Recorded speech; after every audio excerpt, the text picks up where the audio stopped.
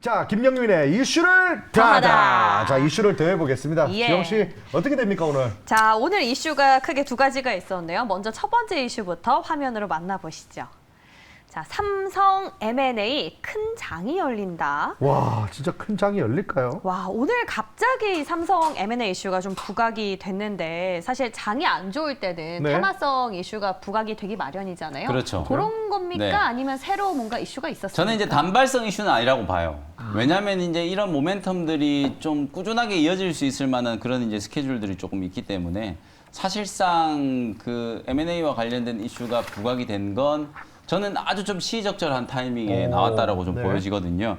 왜 이렇게 이제 오늘 삼성 M&A 이슈가 시장에서 좀 크게 부각이 됐느냐 몇몇 가지 좀 이유를 좀 들어보면 일단 오늘 시장만 놓고 본다면 지수가 조금 재미없었기 때문에 그나마 뭔가 좀 비빌 만한 재료가 나온 게 삼성 M&A 이슈였다. 그러다 보니까 오늘 익숙한 로봇 관련된 종목들 쪽으로 그냥 이제 수급이 조금 몰리는 그런 흐름들이 좀 포착이 됐다라고 보시면 될 것 같고 더 중요한 건 아까 제가 이제 뭐 빅데이터 시간에도 여러분들께 말씀 좀 드렸다시피 한종희 이제 부회장께서 직접 이제 삼성그룹 차원에서 M&A를 이제 추진하고 있다라는 사실을 이제 밝혔잖아요. 네. 삼성의 이제 최고위급 경영진이 M&A를 지금 하고 있다. 곧 결과가 나올 거다라는 걸 지금 얘기를 했기 때문에 시장의 이제 신뢰도가 조금 높아졌다라는 부분. 그리고 또 하나는 이게 이제 이재용 부회장과 관련된 이제 어찌 보면 비하인드 스토리라고 생각하시면 되는데 이재용 부회장이 원래 이제 미국 출장을 정말 좀 많이 다니기도 하고 여러 가지 이제 마케팅 활동이라든지 영업 활동들을 많이 하면서 막 수주도 해오고 신규적인 어떤 투자도 진행하고 이렇게 이제 해왔었는데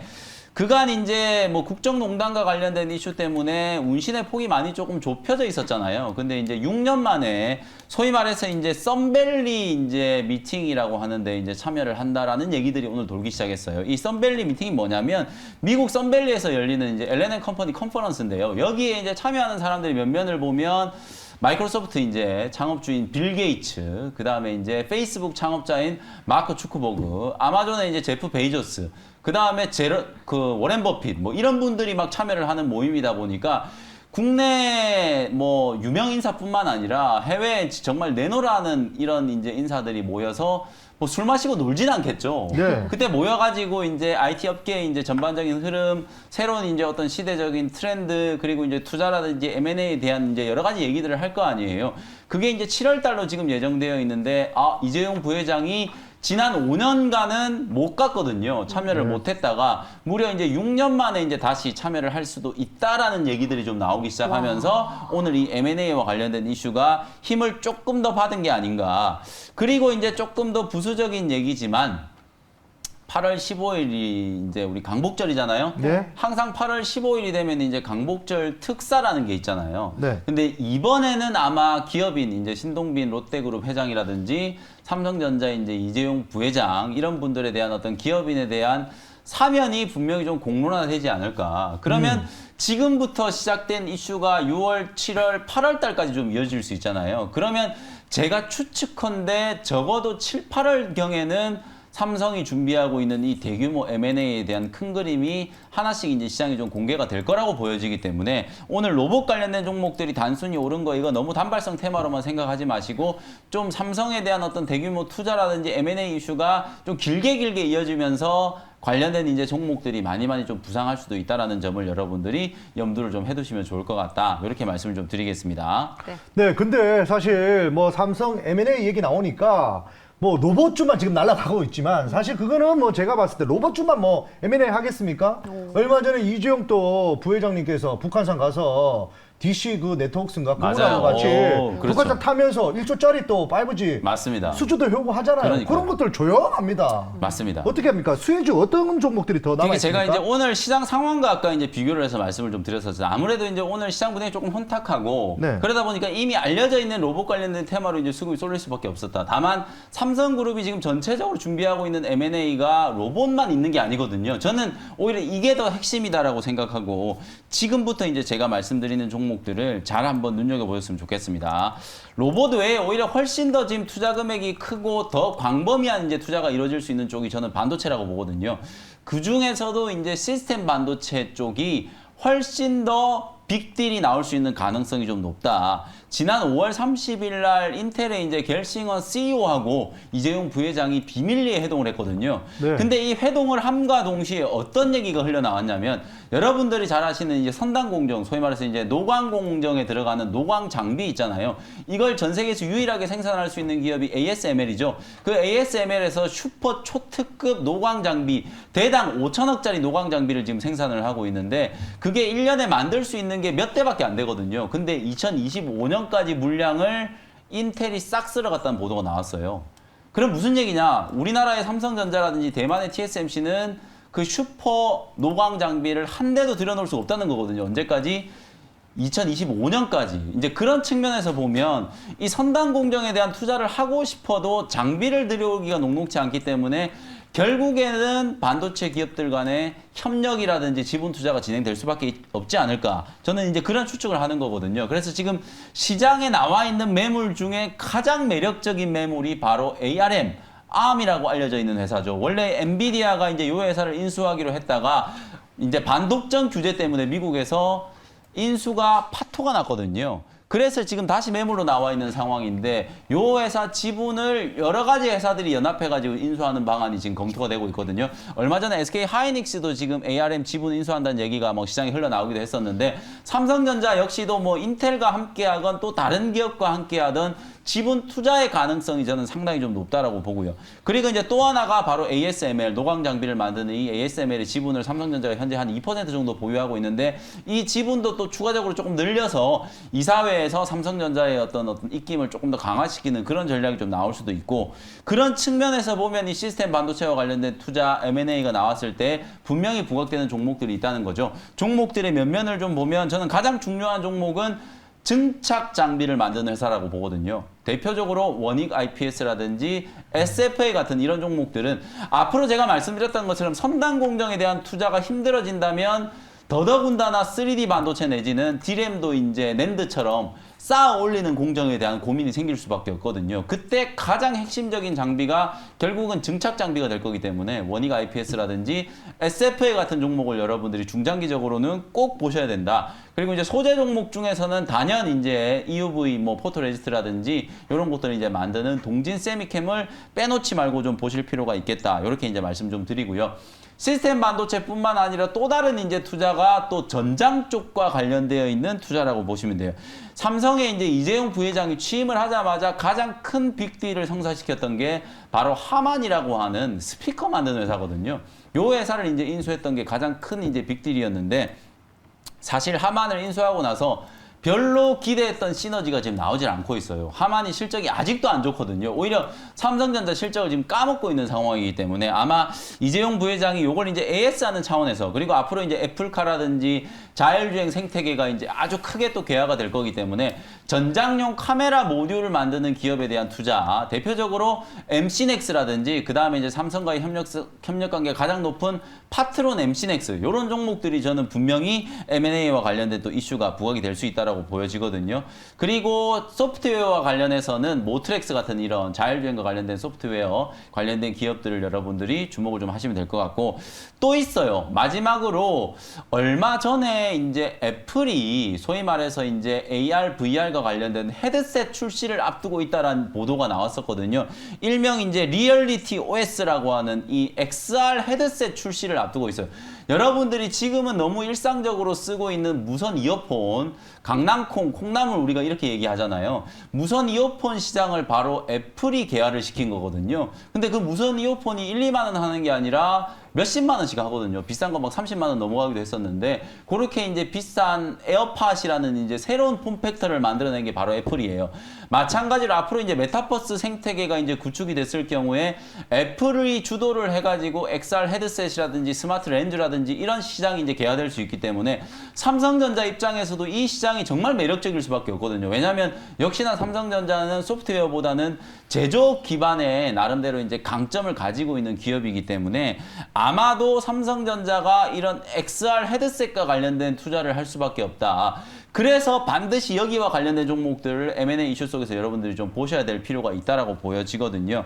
애플뿐만 아니라 삼성도 이 시장을 분명히 눈여겨보고 있다라는 차원에서 꼭 주목을 한번 해보시고요. 지금 영상에 나가고 있는 저 이제 헤드셋은 이제 메타 플랫폼스 이제 페이스북이죠. 페이스북에서 만든 오큘러스의 모습인데 아마도 저것보다 훨씬 더 좀 슬림하면서 착용하기가 편리한 XR 기기들을 만들어내지 않을까 저는 그렇게 보고요. 사진을 제가 하나 준비해 왔는데 그 사진에 보면 이제 관련된 종목들 리스트를 이제 좀 보여드릴 텐데 글자가 조금 작은데 제가 하나하나 설명을 좀 드려볼게요. 먼저 소프트웨어적인 측면을 이제 구현을 한다라고 생각해 봤을 때 XR 헤드셋 가지고 우리가 뭘 할까요? 대표적으로 영화, 드라마 같은 걸 볼 수도 있고 게임. 그다음에 게임을 할 수 있잖아요. 이런 컨텐츠를 만들 때 가장 핵심적인 기술이 바로 특수영상, VFX 기술이라고 보시면 되거든요.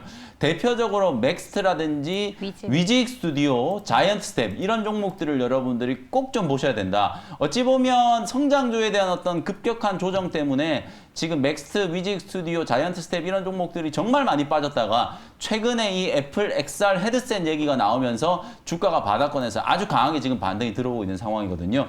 이런 종목들을 여러분들이 꼭 눈여겨보셔야 된다. 그 다음에 제가 말씀드렸던 것처럼 하드웨어 관련된 종목이 중요하다고 말씀드렸잖아요. 그 중에서도 아무래도 이 XR 렌즈 스마트 기기를 만들려고 하면 카메라 모듈 관련된 기업들이 또 핵심이 될 수밖에 없기 때문에 가장 대표적으로는 LG 이노텍이 최고 수혜주가 될 수 있고 그 다음에 이제 더구전자라든지 뉴프렉스 같은 종목들 그 외에 여기 아까 그림에 나오지는 않았지만 이렌텍이라든지 코세스 같은 종목들 이런 종목을 여러분들이 꼭 좀 보시면 좋을 것 같거든요. 코세스는 이제 이 스마트 렌즈를 만드는 데 필요한 장비를 제조하는 기업으로 알려져 있기 때문에 코세스도 나름대로 이제 괜찮은 강점을 좀 가지고 있고 그 다음에 이렌텍도 XR 렌즈를 이제 제조하는 자회사 확실한 기술력을 보유하고 있는 또 자회사를 가지고 있거든요. 이렌텍의 주가 보시면 최근에 좀 많이 올라오긴 했지만 만약에 이런 XR 헤드셋 렌즈와 관련된 이슈가 좀 배가가 좀 된다면 주가는 훨씬 더 좀 탄력적으로 움직일 수 있다라고 보여지기 때문에 코세스라든지 이렌텍 같은 종목도 꼭 주목을 좀 해보시면 좋을 것 같습니다. 네, 지금 VFX 관련주를 정리를 정말 잘해주셨는데 네.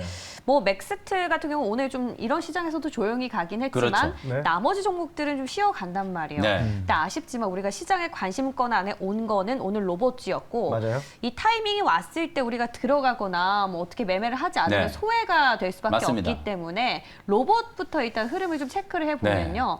지금 제가 봤을 때는 이제 감히 말씀드리면 좀 보유자의 영역이 아닐까 맞아요. 싶은데 네. 매니저님 어떻게 지금 추격 뭐 매수 휴림 가능하다고 로봇을 살 수 보세요? 없잖아요. 그리고 오늘 상한가가 막 우림 뭐 이런 종목들 추격 매수 할 수 없거든요. 네. 네. 그래서 제가 아까도 말씀드렸던 것처럼 지금 제가 이렇게 M&A와 연관될 수 있는 각 섹터의 종목들 쭉 분류해드렸잖아요. 그 종목들 잘 메모해 놓으셨다가 이제 종목의 위치를 보면 여러분들이 진짜 좀 부담스럽지 않은 자리에서 공략할 수 있는 종목들을 말씀드렸어요. 그래서 그런 종목들이 분명히 제가 말씀드렸던 것처럼 6월, 7월 중에 한 번은 강하게 부각될 수 있기 때문에 로봇 관련된 종목들을 굳이 무리해서 여러분들이 추격 매수하실 필요 없다. 다만 지금 아무래도 오늘도 시장 분위기를 보면 로봇 관련주 안 갖고 있으면 되게 또 시장에서 소외될 수밖에 없잖아요. 역시나 시장은 좀 즉각적으로 이거 하면 이거 이런 이제 즉각적인 반응이 나올 수 있는 그런 테마가 분명히 좀 필요한 거기 때문에 로봇 관련된 종목들 중에서도 이미 이제 다 올라간 종목들 말고 제가 아까 말씀드렸던 것처럼 SPG 같은 이런 종목들은 꾸준하게 이제 추세 우상향이 진행되면서 실적까지 이제 상당히 좀 좋은 종목이기 때문에 한번 보시면 될 것 같고 그 다음에 오늘 제가 낮에도 한번 말씀을 좀 드렸었는데 해성 TPC 오늘은 좀 급등을 했지만 주가의 위치 자체가 워낙 지금 바닥권에서 움직이고 있어서 충분히 여러분들이 접근 가능하다라고 보고 그 다음에 제우스라든지 삼익 CHK처럼 뭐 자율주행 이송 로봇이라든지 그다음에 다관절 로봇을 직접 만들어 가지고 삼성의 공정에 실제로 투입이 되는 이런 종목들 같은 경우에는 여전히 이제 기술적으로도 여러분들이 접근이 가능한 자리다라고 보여지기 때문에 로봇 종목들은 추격 매수보다는 좀 후속주 쪽에 여러분들이 좀 주안점을 좀 두고 대응 전략을 좀 세워 보시자 이렇게 말씀을 좀 드리겠습니다. 네, 좋습니다. 자, 이렇게 해서 첫 번째 이슈 로봇 관련해서 M&A 이슈 정리해봤고요. 이제 네. 두 번째 이슈 넘어가 보도록 하겠습니다. 우리 박정 아나운서 또 전공 아니겠습니까? 자, 미국 아스코 개막 이번엔 다를 것인가? 자, 사실 미국의 최대 이제 빅파마들이 참석하는 아마케어 뭐 3개 중에 그렇죠. 하나로 꼽히는 게 아스코인데 네. 4월 암학회 같은 경우에는 그러니까요. 이제 전임상 관련해서 라이센스 아웃에 대한 기대감보다는 앞면을 트는 정도인데 맞습니다. 이번에는 정말 기술 수출 계약이 일어날 수 있단 말이에요. 아, 진짜 그런- 갑니까? 그런 네. 측면에서 네. 어떤 기업들이 참여하는지 네. 일단 알고 가야 될 것 같아요. 맞습니다. 일단 참여하는 기업들의 면면이 대단히 좀 중요한데 네. 네. 참여하는 기업들의 면면을 보시면 이 ASCO가 어떤 성격의 학회인지를 여러분들이 단번에 아실 수 있을 거예요. 네. 그래서 제가 또 참여하는 기업들도 제가 친절하게 또 사진을 좀 준비를 해왔기 때문에 사진을 먼저 좀 띄워주시면 하나씩 좀 설명을 좀 드려보도록 하겠습니다. 가장 대표적으로 이제 유한양행이라고 하는 기업이 있는데요. 네, 화면 먼저 제가 보면 화면 순서대로 보면 네, 유한양행은 이제 비소세포성 폐암 치료제라고 하는 레이저 티닙이라고 하는 이제 신약을 지금 개발하고 있는 상황이거든요. 요게 이제 나름대로 이제 글로벌리한 이제 임상에 대한 결과를 발표를 좀 하게 될 거고, 그 다음에 이제 매드팩토는 벡토서팁 췌장암과 관련된 임상 이제 중간 결과 발표가 예정이 되어 있고, 네오이뮨텍, 그 다음에 제넥신, NK맥스 뭐 이런 종목들이 좀 있거든요. 그 중에서도 이제 가장 좀 중요한 게 또 HLB예요. 왜냐하면 또 최근에 HLB가 임상 3상과 관련된 또 긍정적인 결과 때문에 주가가 단번에 워낙 좀 강하게 좀 튀어 올라갔기 때문에 이런 부분들을 좀 감안을 좀 해본다면 이번에 참여하는 기업들은 결국은 핵심은 면역 치료제거든요. 네. 지금 이제 임상 종양학회, 특히 이제 암 학회 중에 가장 좀 주목을 받는 이 임상 종양학회가 왜 이렇게 면역 치료제를 개발하는 기업들이 많이 참여를 하는가? 결국 지금 현재 암 치료 시장의 가장 좀 중요한 트렌드가 면역 치료제와 관련된 이슈가 가장 좀 중요한 테마이기 때문에 그렇다라는 거거든요. 우리나라에서 참여하는 기업들도 전부 다 이게 뭐 대부분이 다 면역 치료제를 개발하는 기업들이 이제 포진이 좀 되어 있는 상태고, 여기에 이제 포함이 안 되어 있는 기업 중에서도 이제 한번 보면 ABL 바이오 같은 기업들, 이런 기업들도 이제 또 참여를 하게 되기 때문에 ABL 바이오도 역시나 면역 치료제 이중항체 시장에 대한 부분들이 또 주목을 좀 받고 있는 상황이거든요. 그래서 이런 종목들이 좀 참여하고 있다라는 걸 참고를 하시면 되겠습니다.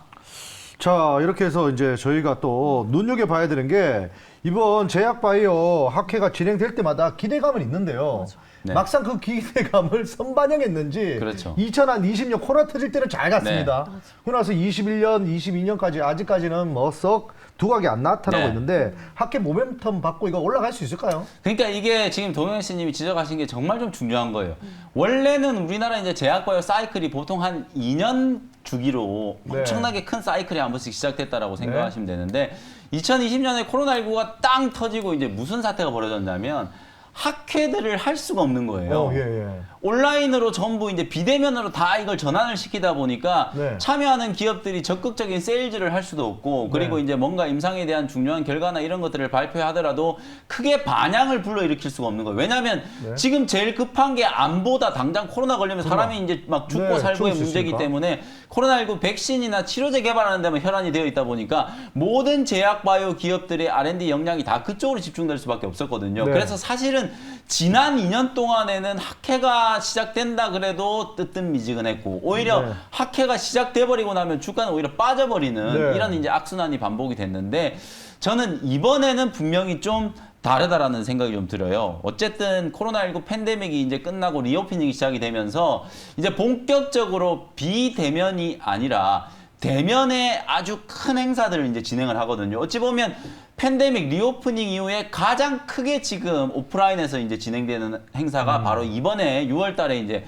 당장 이제 내일 모레 6월 3일 날 미국 현지 시간으로 6월 3일부터 시작되는 ASCO라고 생각하시면 되거든요. 그리고 이 ASCO가 딱 끝나자마자 또 엄청난 제약바이오 박람회가 있어요. 세계 최대의 이제 제약바이오 박람회라고 하면 우사. 1월 달에 열리는 JP모건 헬스케어 컨퍼런스, 네. 그런 게 있고, 그 다음에 6월 달에 열리는 바이오 USA가 있거든요. 네. 6월 13일부터는 또 바이오 USA가 바로 개막을 한단 말이에요. 이런 이제 오프라인 일정들이 이제 좀 맞닿아 있고, 그 다음에 코로나19 팬데믹에서 벗어난 정말 많은 기업들의 어떤 임상과 관련된 R&D 투자가 활발하게 늘어나고 있다라는 그런 측면에서 보면, 저는 이번에는 제약바이오 기업들의 주가 움직임이 분명히 조금 달라지지 않을까. 그리고 9월 달에는 또 이제 세계 3대 암학회 중에 또 하나인 유럽의 이제 ESMA라고 하죠.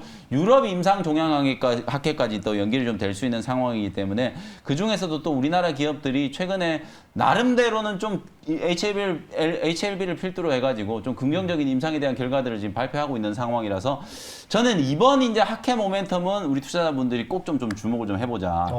여러 차례 아마 배신을 좀 당하셨을 거예요. 네. 그래서 이제는 지금 신뢰도가 땅에 떨어져 네. 있으실 거란 걸 제가 알고 양치기 있지만 소년의 제약바이오 네. 소년이 나왔습니다. 맞습니다. 그럼에도 불구하고 이번에는 좀 다르지 않겠나 저는 그렇게 여러분들께 좀 강력하게 좀 제 의견을 말씀드리도록 하겠습니다. 자, 뭐 암학회 모멘텀도 알겠고 뭐 다 맞아요. 좋은 거 알겠습니다. 근데 우리가 투자자 입장에서 봤을 때 무서워요. 투자하기가 쉽지 않은 게요. 이게 뭔지 정확하게 알아야 되고 네. 그래야 되는데 PDR이라고 우리가 부르잖아요. 네, 네. 드림주기 때문에 맞아요. 투자 가치를 어디에 기준에 둬야 되는지가 어려워요. 네. 그럼 거기에 대해서 기업을 고를 수 있는 좀 팁이 네. 있다든지 아니면 괜찮은 기업을 좀 꼽아주신다면요. 이제 제약바이오 기업들은 너무 투자자분들이 많이 당해가지고 사실 최근에 게임주도 마찬가지지만 무서워요. 나는 꼴도 보기 싫다. 네. 제약바이오 제자도 듣기 싫다 하시는 분들이 많으실 거예요. 저는 역설적으로 오히려 시장에 이제 그런 심리가 팽배할 때가 정말 제약바이오 타이밍이다. 종목을 투자해야 되는 시점이라고 보거든요. 바닥이군요. 가장 중요한 거라고 봐요. 저는 네. 다른 뭐 논리적인 근거를 떠나서 이게 결국은 수급 심리이기 때문에 저는 이게 가장 중요하다. 그리고 이제 우리 지영 아나운서 방금 질문했던 것처럼 사실은 이제 제약바이오 기업들 여러분이 좀 어려워하시는데 아주 간단하게 얘기하면 이제 코로나19는 끝났잖아요. 네. 결국 코로나19를 제외하고 나면 제약바이오 시장 중에 가장 핫한 건 결국 암 치료제 시장이거든요. 앞서 말씀드렸던 것처럼 암 치료제 시장 중에서도 요즘에는 면역 치료제 시장이 가장 좀 핫한 이제 섹터이기 때문에 면역 치료제와 직간접적으로 관련이 있는 종목들 중에 임상 파이프라인 1상 이상에 진입해 있는 파이프라인을 보유하고 있는 기업들, 그런 기업들을 여러분들이 좀 선별적으로 접근을 하시는 게 저는 가장 좀 효과적인 전략이라고 보고요. 그 중에서 오늘 딱 제가 2종목 정도만 딱 찍어가지고 소개를 좀 해드리면 가장 첫 번째 저는 강추하고 싶은 종목이 ABL 바이오. 이게 바로 이제 이중항체 신약이거든요. 정말 이게 탁월한 기술력을 가지고 있는데 너무너무 주가가 지금 저평가되어 있다라고 네. 보여지거든요. 요번에 이제 임상 파이프라인에 대한 중간 결과를 또 발표를 하고 맥킨지 심포지엄에 또 초청이 돼가지고 또 추가 파이프라인에 대한 이제 기술 이전 논의까지 이제 진행이 될 수 있기 때문에 최근에 이 사노피의 기술 이전했던 걸 뭐 반환하는 게 아닌가 이런 말도 안 되는 루머가 좀 돌았었는데 전혀 사실무근이다. 매출액이 이제 1분기 때 그 계약금에 대한 부분들이 일부 인식이 됐기 때문에 반환 가능성은 전혀 없다 이렇게 말씀을 좀 드리고 그 다음에 이제 이중 항체 면역 항암제와 관련된 부분들도 SCI 학술지에 이제 또 발표가 되기 때문에 그 부분에 대해서도 여러분들이 좀 잘 보시면 될 것 같고 그 다음에 이제 또 하나는 이제 NK맥스 육종암 임상 1상에 대한 중간 결과를 발표하거든요. 완전 간해가 이제 없다라고 해가지고 최근에 주가가 좀 빠졌었는데 오히려 저는 조정을 받은 지금 기회가 육종암 임상 1상 결과에 대한 좀 긍정적인 관점을 좀 유지를 좀 한다면 충분히 좀 기회가 될 수 있다. 이런 관점에서 2종목 정도 말씀을 한번 드려보도록 하겠습니다. 네, 자. 좋습니다. 그렇다면 제일 중요한 게 내일 장 어떻습니까? 이제 갑니까 또 내일은? 내일은 또 가죠. 왜냐면 제가 항상 말씀드렸잖아요. 목요일날 장이 빠지면 금요일은 간다. 내일 분명히 또 올라갈 거니까 마음 편안하게 이제 주식을 좀 쇼핑을 하시면 좋을 것 같고 섹터 내 핵심 종목을 선점을 하시면서 지수 급락에 대한 공포를 좀 떨쳐내셔야 되는 구간이다. 악재에 대한 민감도는 좀 둔화되고 작은 호재에도 민감하게 움직일 수 있는 시장 분위기가 만들어졌다. 이렇게 정리해드리겠습니다.